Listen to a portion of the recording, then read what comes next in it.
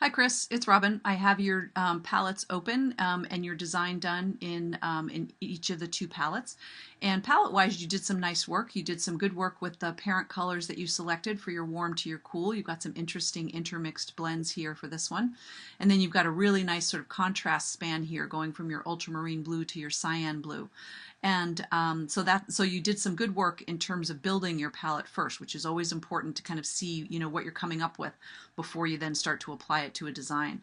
And then design-wise, this is just a beautiful design, very, very elegant, and I just like the, sort of what you've got in terms of movement and sort of these sort of different vortexes and kind of how they're interrelated. So very nice work with that.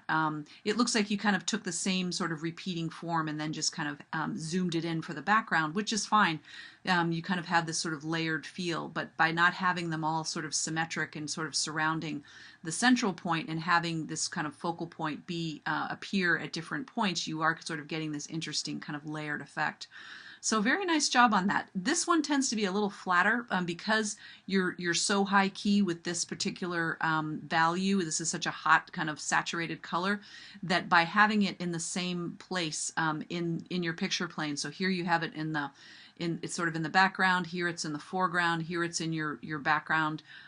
You're kind of, it will flatten out your form, whereas here you're getting kind of more sense of depth because your darks are a little more dominant than, so you're getting more contrast and more depth with this version than you are with this one. Also probably because the saturation is, you've kind of got a similar value in terms of both of these two.